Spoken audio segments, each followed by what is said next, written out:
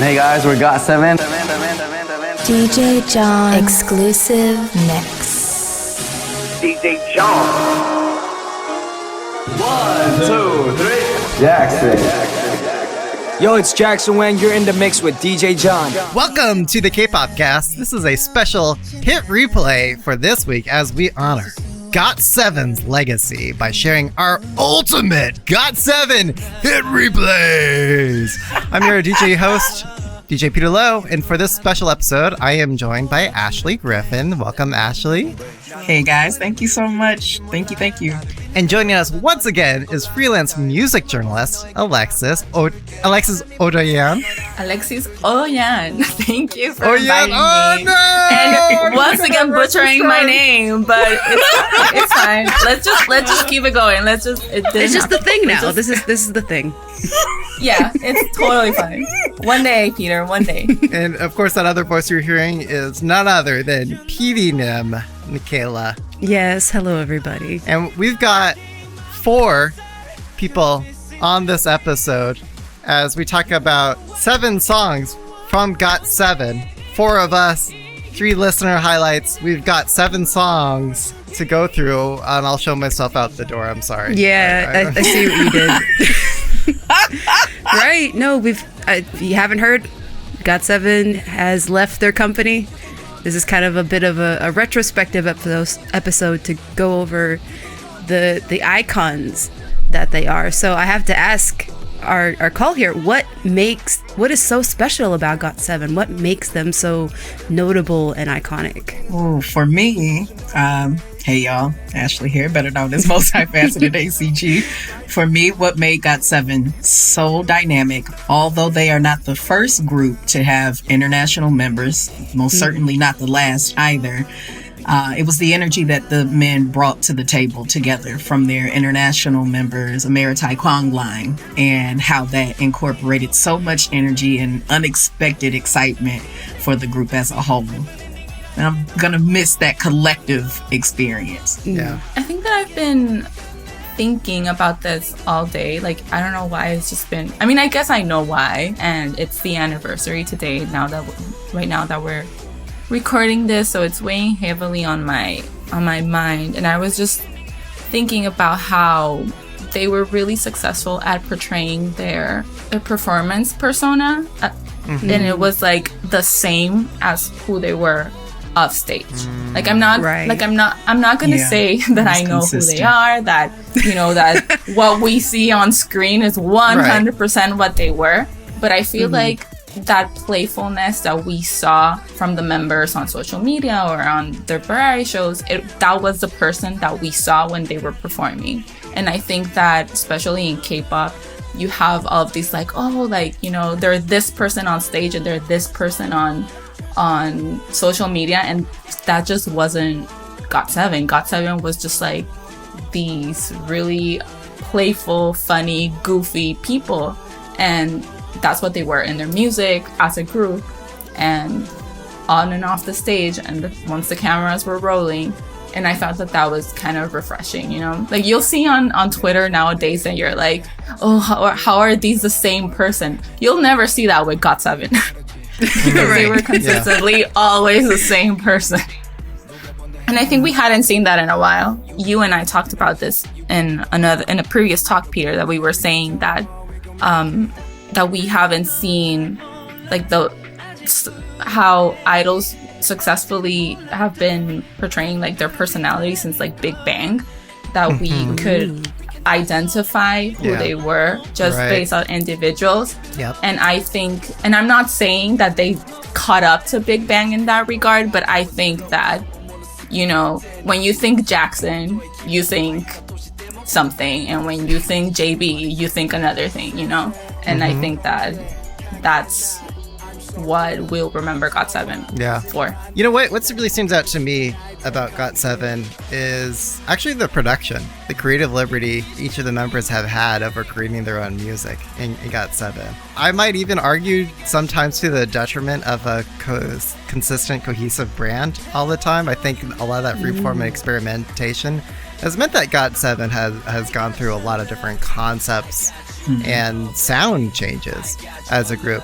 For as much as we love to like hate on JYP and make fun of him, he's really fun to make fun of. But he did grant the members at least that degree of artistic freedom. Yeah, for sure.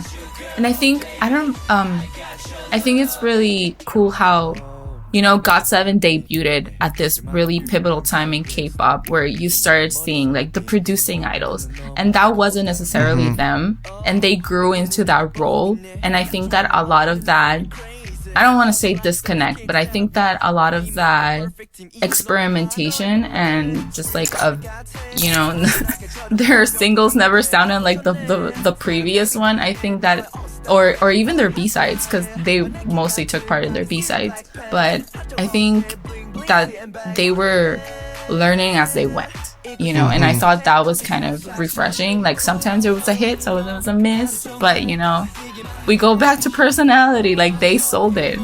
Yep. There's a bunch of GOT7 songs that I'm like, ugh, but if you play it, I'll be like, feels like shopping mall.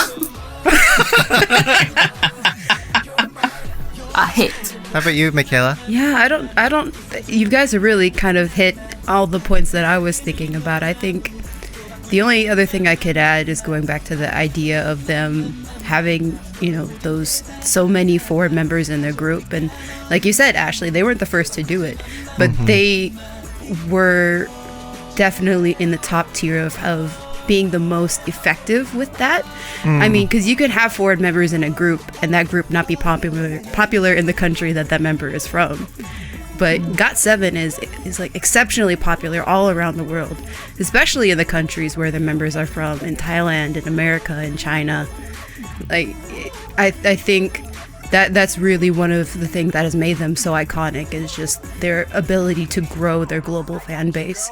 And again, because they are so genuine, each country is able to see that side of that member and relate to them and relate to their experience even more. Agreed. Well, I'm glad we put all that on the record for GOT7. Right. Onto our hit replay. So if you're new to this show, this podcast, hit replays are songs we recommend that you all listen to on repeat or replay for the week.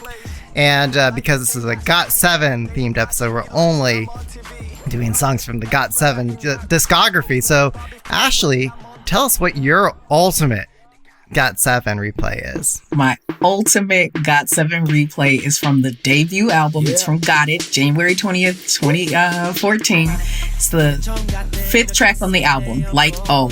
They had absolutely no contributing energy to writing or production. It was done by a gentleman who's in Sweden and a great producer and songwriter right there in Korea, but they made an amazing song for the guys that allowed them to finally show their unique colors. At that time, that debut, all we knew was them jumping around and talking about girls, girls, girls, and follow me. But with that song, it was a pop ballad for them that worked so well. You could really hear their vocal line as well as the capacity of what the rap line could eventually do in terms of singing. Yeah.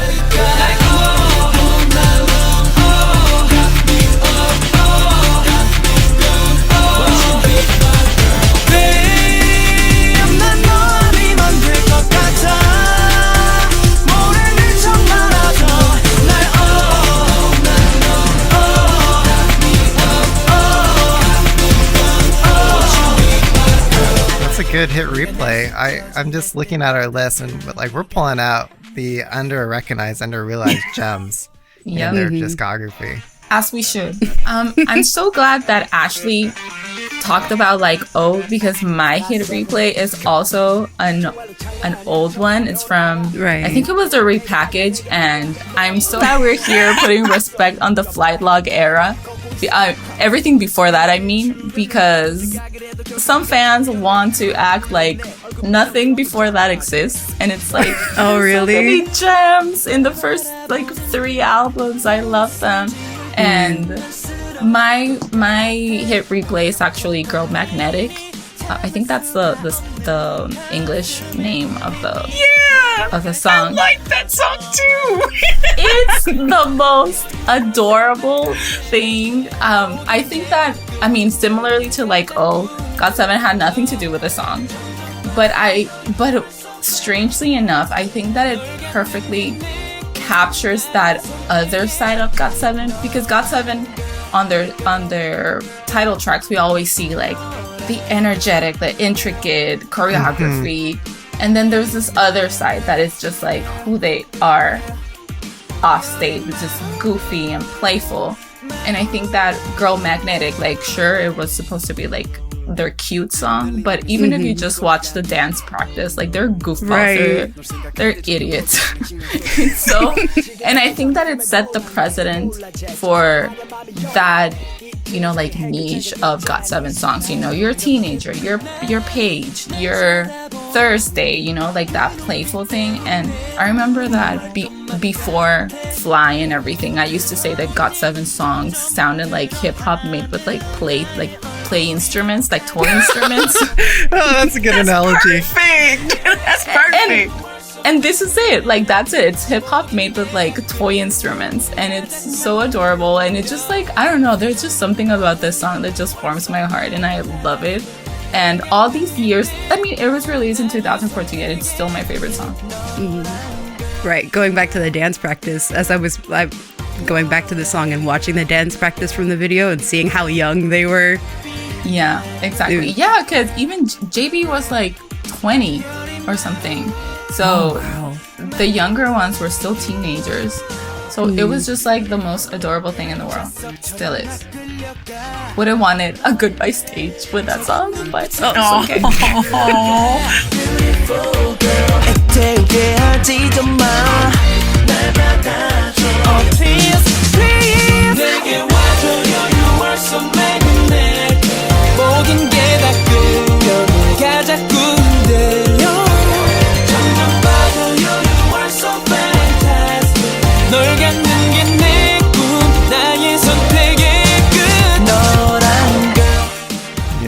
You know, when I was preparing for this episode, I was rewatching all of their discography, and it was really fun actually going back to their very early stuff and just seeing all the different like experiments JYP was taking with this group. He wasn't, it didn't seem like the company was quite sure, like, okay, do we want them to be like more of an aegyo boy group? Do we want them to be more hip hop, deviant, dark counterculture? They were kind of like floating around all over the place. It was also kind of fun seeing it twice in all the early music videos too. Trying to see what's stuck. But that's the cool thing, that if you see it at face value, like, nothing makes sense. But, you know, as AHGASES, and, you know, like, quote unquote, knowing them, it all makes sense because, you know, hint at Ashley, they're multifaceted. Hey, that's my voice. There it is. Right, Peter. So after going through their discography, what was your ultimate hit replay from GOT7? I'm surprised none of our listeners picked this one out. And right, huh? I you know, don't get me wrong. There are many songs I love in GOT7's discography, as we all do. But the one that is the most iconic and memorable, and the song that most embraces the zeitgeist and magic and spirit and essence of K-pop itself. It's Just Right. GOT7's Just Right. And, you know, I know GOT7, like, they themselves hate this song. They do. But, like, that's also a big part of K-pop. Yeah. Hating the songs that you have to perform sometimes. But the reason why I pick it for all those reasons is also as a K-pop DJ, whenever I had a gig and I play this song, everyone knows this choreography. Yeah, Fly and If You Do are also really popular hits too for dance choreography, but this one is like easier, everyone can do it, and it's a very like let loose, you don't have to be cool, let's be goofy. And the message of the song itself is about, like, you know, hey, you're special, you know, don't feel like you have to fall into these other pressures. You're great just as you are. That's right. 지금처럼 만만만만만 웃어주면 난난난난난 바랄 게 없으니 넌 아무것도 바꾸지 만만만만만 아무 걱정 만만만만만만 너의 모든 게 다다다다 다 좋으니까 너는 아무것도 바꾸지 만만만만만 이대로 지금 이대로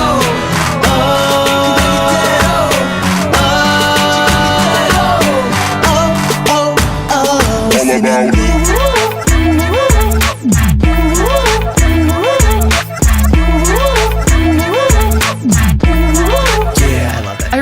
I really like that this is your pick, because going back to what we were talking about in the beginning, I think that this is like the perfect, even though, you know, GOT7 quickly aged out of this song and the choreography and everything, but I think that it just speaks to that, what you were saying about them not really always taking themselves super seriously.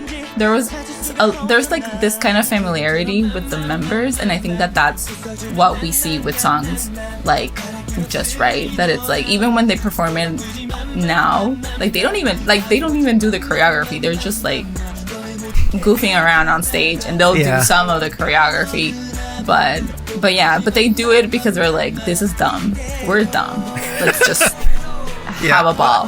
It's got that very unique, like, kitschy appeal for the music video itself, like just how it's this very unique K-pop fantasy and color palette, right? And like resizing them as these like miniature human beings. And by the way, it looks like I actually stand corrected. Listener, it's just me _HP. This was also their pick, and they wrote, Just Right. Every single time I hear it, I have to dance and sing. It's illegal not to. Yes, it is. It's actually, you can get fined for not singing and dancing this song in a few countries and states. So just be careful when you play this. Yeah, there's a reason it's their most viewed music video. It's so catchy, it's so fun, and I feel like it came out like 2015 was an interesting year for K-pop, because I feel like it was one of those years that a lot more people came into K-pop, and I feel like there was kind of a few different waves, and one of them like was this wave of people that got into it because they saw this GOT7 music video, and then there were other people that came into it because they saw like BTS and the I Need You and all of that. So this is one of those like very iconic music videos, not just for GOT7 but also for K-pop fandom in general, because it's really important for what built the fandom as it is today.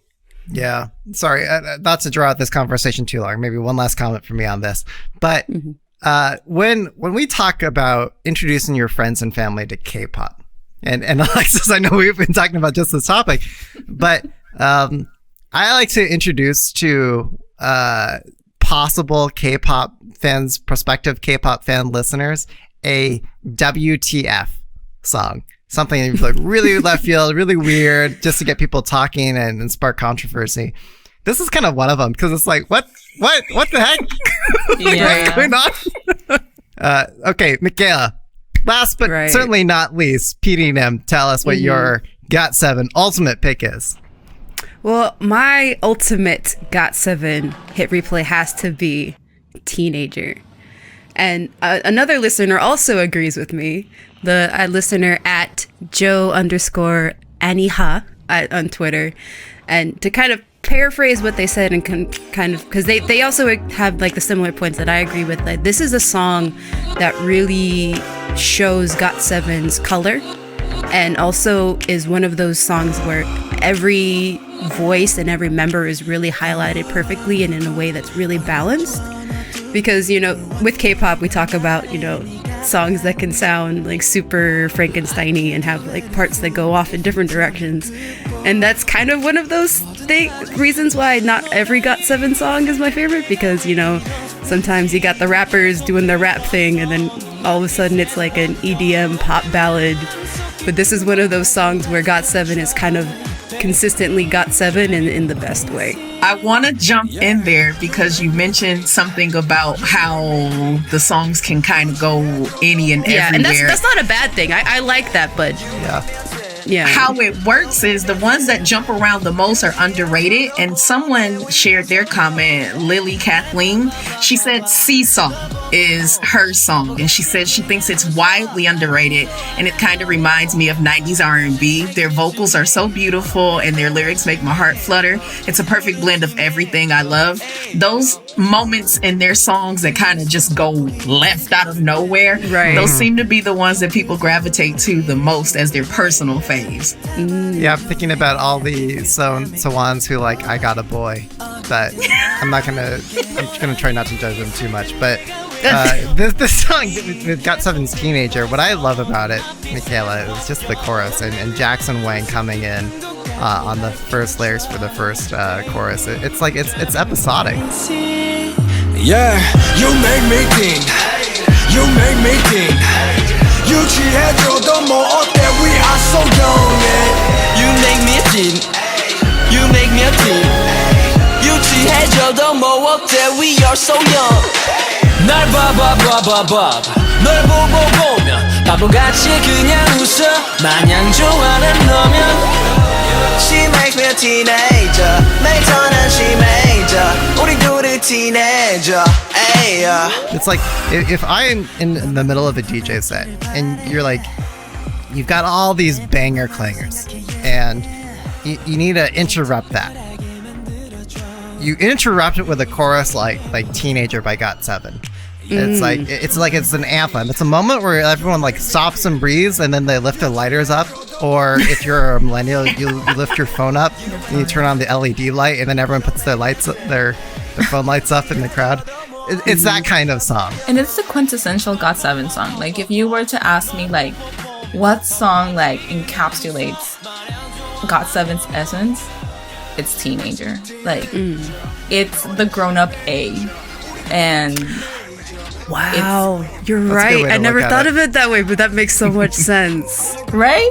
Like it's them. Like it's not getting sentimental and getting like a little fan. Like it's like the GOT7 that fans know. All right, well that wraps it up for our ultimate hit replays for GOT7. Before we turn it over to our listeners, I want to talk more to both you, Ashley and Alexis. What do you guys think is up next for GOT7? We heard from Mark, who said, "Hey guys, this is not the end; it's just the beginning." So right. what do you take that each to mean? You want to go first, Alexis? No, because they announced that they were signing on my birthday, so I'm still not over that. So. Oh no. So you go ahead first. On my podcast episode today, I finally let loose this rant I've been holding on to since 2018 about the trajectory of what I saw was happening for the guys.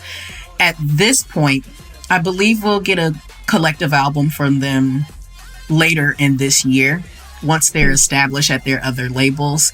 But I'm so eager for production freedom. I have said the controversial thing multiple times that they have not made a new album sound-wise since 7 for 7 in 2017. And there's a little bit of monotony and redundancy to what my boys were bringing to the table. And it's not a reflection of their full capacity, because if we want to talk about full capacity, we can talk about 2019's Mirrors and how Jackson had his hand on every single aspect of that, and it sounds nothing like the work that he did underneath GOT7 and under JYP.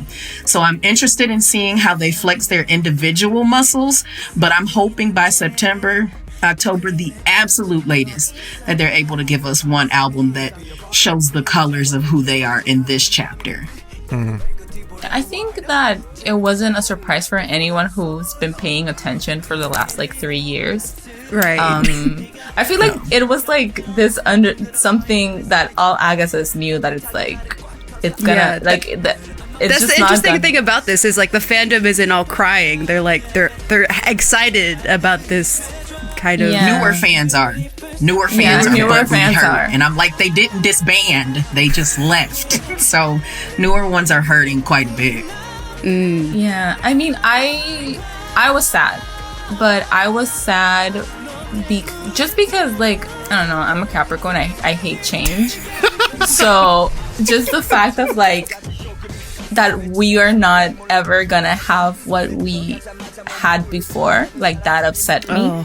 But at the we can feel two things at the same time. I was sad, but I was also happy for them, because I know that they were frustrated creatively. I know that if they're not in JYP, they're probably, you know, like Bloom or whatever. And it's obviously what they want, so how can you be upset about that? But the sadness is not because they left JYP. The sadness is just because, you know, the lives, the hard carry, like, we're just not gonna have that anymore.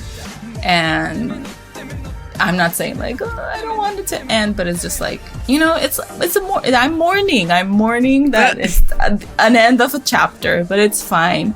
Moving forward, I am excited what's gonna happen. I think it threw me completely like out of the loop when they announced that Jookyung was joining AMG. Like, I never saw it coming, but it makes all the sense. Like, all the sense.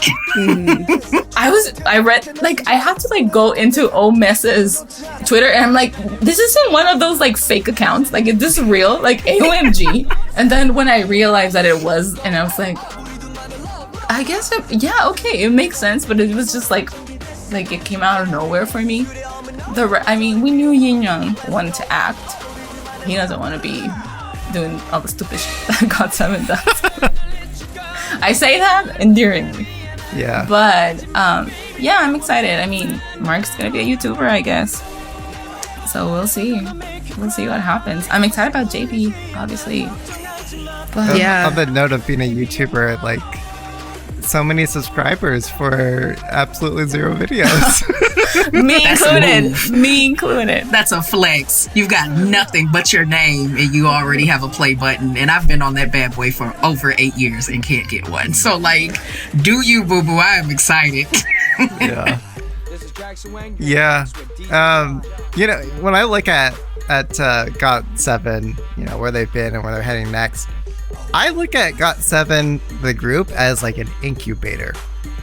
Like, there's a chance for them to experiment, make connections, learn a bit. And now they're going to go off and be free, spread their wings, do their thing. And, I don't know, maybe I get in trouble for saying this with the 2PM fans, but like, J-Bum Park, man. J Park, like, he went off to do some great things, and excited, you know, for Yugum and J Park to produce some magic. I am really looking forward to that Yugyeom song produced by Gray. Like, my mind is just, I want to know. Okay, so it almost made my pick, but you know the song Poison? What was it called? Poison? Yeah.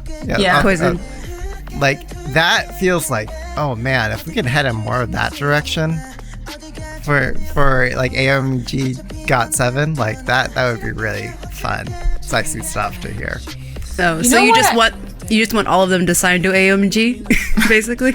Well, maybe Jackson Wang, I think he legit needs to do his own thing, but sorry, Jackson Wang is my bias out of the group. What about you, Michaela? Do you have any predictions for GOT7?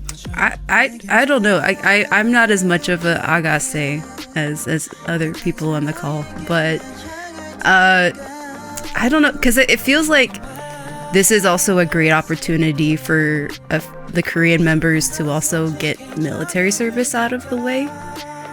Or I don't know. That might be a bad prediction, but I feel like, you know, either the end of this year or maybe next year, you know, once they've kind of figured out, you know, they've established what agency or what label they're going to sign to and like where they're going to move on from.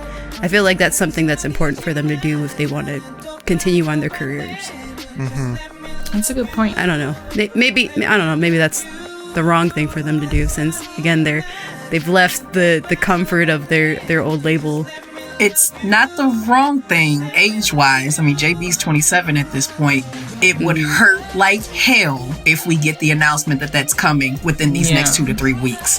Now, although, to be honest, with Corona, I've been fine for years, but with that, I'm gonna be hurt. I'm gonna be real hurt. Although, honestly, with Corona, I would much rather like we just get it over with. Now that we can't have shows, we can't have anything. No! And just, like, get Exactly. Over it. Just, right, because there's not much that they can do music-wise, entertainment-wise, performance-wise. drop a mixtape, then dip to the military. All right. Well, before we spotlight our 3 picks for the hit replays of this episode. We want to read through some other notable comments from our listeners. So I'll read the first one here. Dina chimes in saying, Our girl Dina, who tweeted at us saying, I came to know of GOT7 pretty late in the game, so I'm only familiar with their songs from the last 2 years. My hit replay is Not by the Moon. I love the vocals in the chorus. My next choice would be Eclipse because of the lyrics and unique choreography. Interesting. and then from Instagram at D_lists_podcast said, look, and that was my first time I discovered GOT7 through a YouTube recommendation. I love the song's pop and R&B feel, and it's still my favorite song till this day. Plus, the choreography is lit, and I completely agree. It's an amazing song. We also have one from Not Your Average Netizens K-pop podcast, and they said Aura. The production never misses for me. Jackson is rap singing. Their voices are so melodic in the chorus, and it's a sexy song. Smooth vocals all over this track. Yeah, +1 for Jackson. Jackson Wang. Yeah. And then at the Mandarin Mama said, if you do, minus the girl part. And then DJ Peter Lowe replied, and why, Virginia? Smiley face. And she replied, look, I never said I was good at following directions. But also, because it's my favorite genre, angst, he's upset she keeps manipulating him and hurting him. And honestly, I just like the sound of it. That hook captures the feeling of despair and yearning so perfect. Yeah, and it had really good dancing choreography. It was a notable choreographed song. All right, so with that, now it's our final 3 songs that we actually really want to highlight for our 7 songs from GOT7 that we got. Our last 3. Okay, anyway, yeah, go ahead. Yeah. So unfortunately, Stephanie couldn't join us for this episode, but she shared with us that Good Tonight is her OG hit replay that everybody needs to know. Right from the jump, the energy in the song makes you want to move, and it keeps building and building until it wears you out. I really like the playful swag attitude here as well. So could not agree more. Thank you so much, Stephanie, for picking this song. I was so sad that we didn't get to talk about it before, but now we are. So, Good Tonight. Feeling good tonight. 너만을 위한 밤이 good tonight. 이대로 이렇게 둘이 good tonight. 너만 괜찮다 하면 good tonight. 이대로 we're feeling good. 모든 게 we good tonight. 이건 우리만의 shoot tonight. 모든 게 난 good tonight. 내게 너만 있으면 되니까. And finally, we got someone who actually sent in a voice memo. So kudos to AHGASES Caro, who sent in this audio clip. So let's all give it a listen. Hello, Kpopcast team. This is Carol from France, or AHGASES Caro on Twitter. I chose to GOT7 songs. The first is Around the World. I've been a fan of K-pop since 2016. Yes, I am new in the field, and I started to follow GOT7 because of Around the World. The second is You Are, from my favorite album, 747. Because JB composed the song. They filmed the video in Hong Kong. It was the year when Jackson started his solo activities. For GOT7s, this song is the best symbol of their friendships and the gathering after a break. I like each part, the intro, the melody, and the powerful chorus. It was so great when they sang it during the concert, live. It was one of my best memories. Thank you so much, Kpopcast team, and have a nice day. Thank you, Caro. I unfortunately was never able to experience GOT7 in concert, but I'm happy you shared that memory with us. One of the most legendary moments of my life. 3 were all their concerts. Doing press for them in Chicago the first time they came to the States. Being in the VVIP area of KCON and literally boogieing with Mark. Wow. And going to the concert in 2018 in Seoul, and it was over 3 hours. Like, I just for the life of me. I mean, I've been to a lot of concerts at this point, but nothing can replace the energy of those experiences for me as I Got 7. Nothing. Thank you. I've said this to everyone who will listen to me. I'm like, you know what? I've probably tell me a K-pop group, I've seen them in concert. And just like not necessarily the performance, like the choreography, but just like that interaction with the crowd and that reciprocity, it's unmatched. No one can do that like GOT7. Like that connection that they have with their public, with their fans. Like I have never seen that, and they're just always on. And if you go to a GOT7 show, you're gonna get a good ass show. And you know, I've been to more GOT7 shows that I can count, and I'm really fortunate. And you know, I think that's one of the memories that I take with myself, that it's like these 7 years I enjoyed them to the fullest. So that's helping me being able to like let go of this phase, that it's like, okay, like we can move on. Like what's next? I'm just imagining Alexis going up to someone on the street, just grabbing them by the arms and shaking them and just saying exactly all that. Almost. It's a beautiful sky.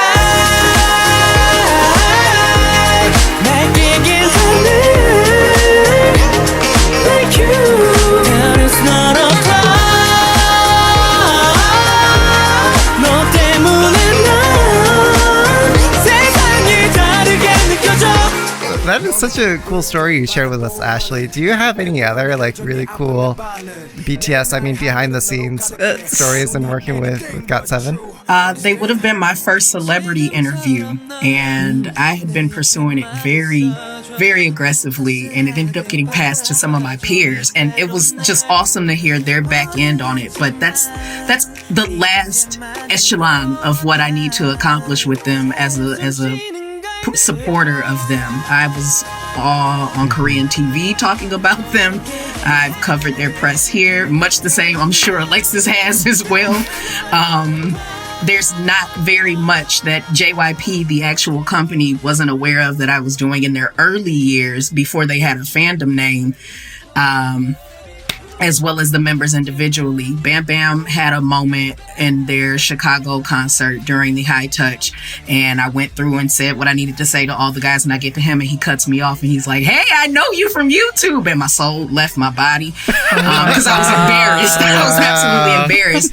But I've been able to have some type of moment visibly on video on my YouTube channel as reference, or in reflections of where they've been and where I've traveled to see them, where they know who I was. So it was a very awesome thing, and they don't owe me anything whatsoever. I'm just like any other fan who was excited to support them, but those things mattered a lot to me. This was the first group I was with before they were even announced to debut. I was with them with Win TV and following Jackson wherever he was going. So it's just awesome to see people you appreciate and value that much grow up right in front of your eyes. And I grew up right along with them based on being an online content creator. So it's great memories. It really is.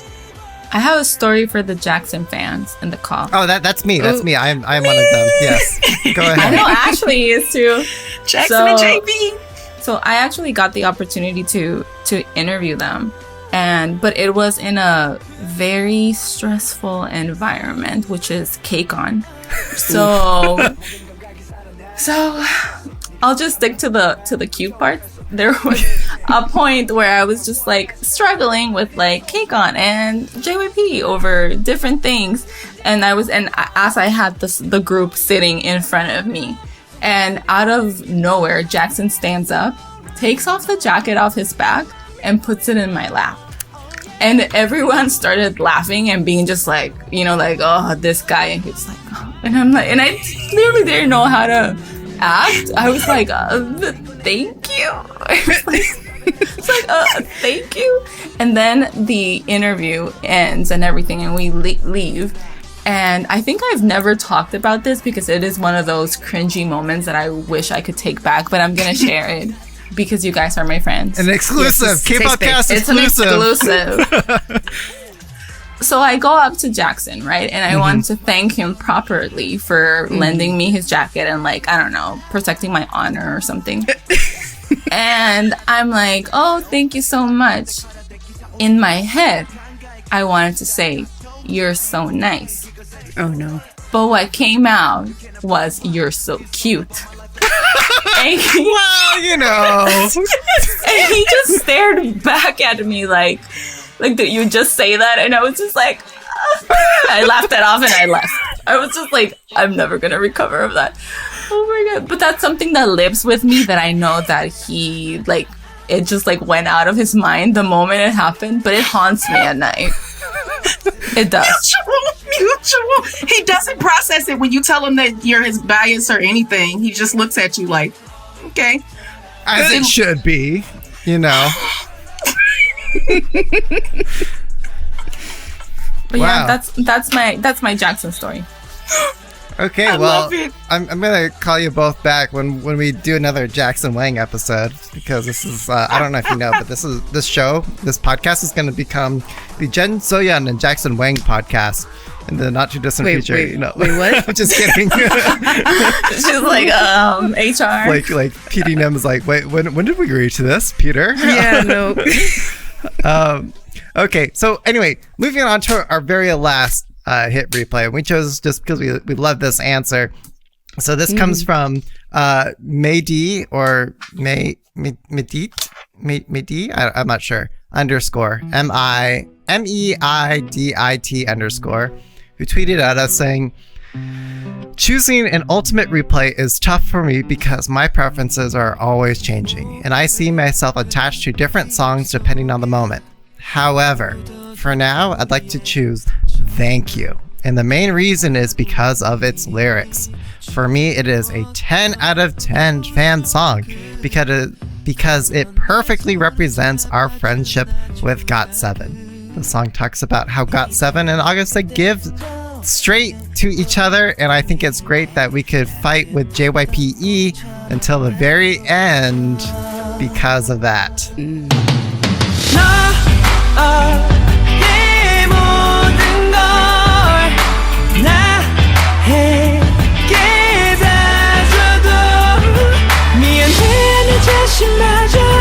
주는 그대에게 내가 준 건 Still nothing 아직도 So I'm so sorry So I'm sorry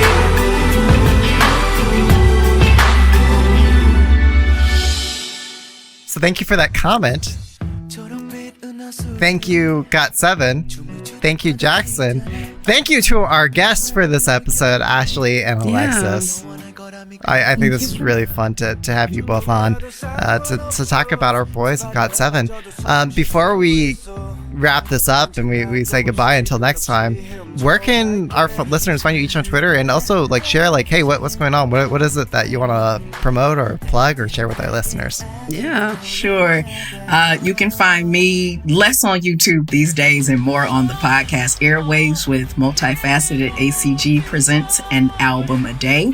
I am going through 30 years of Korean pop idol music, group by group, album by album. So I have transitioned from being your YouTube commentator to your favorite foreign Korean music historian, exploring all the industry from A to Z.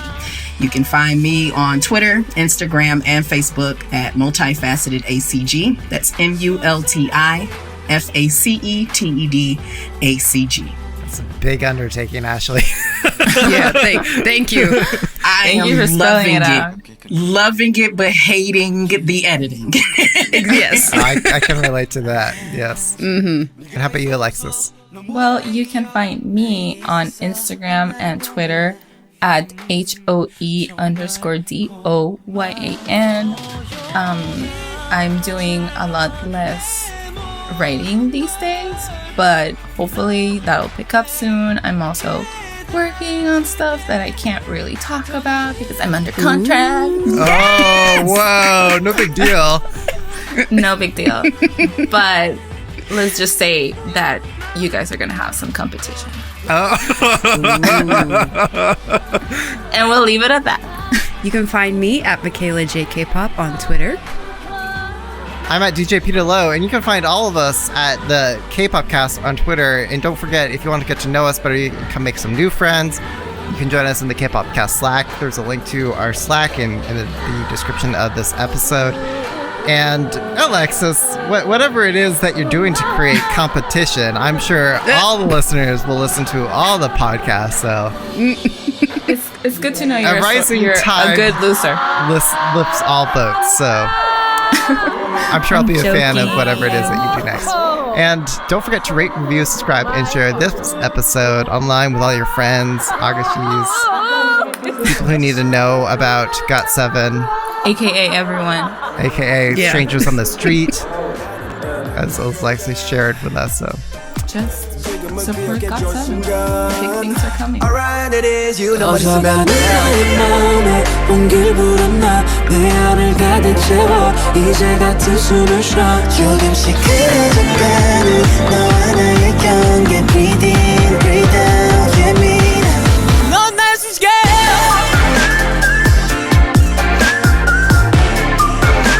더 깊이 날아오르게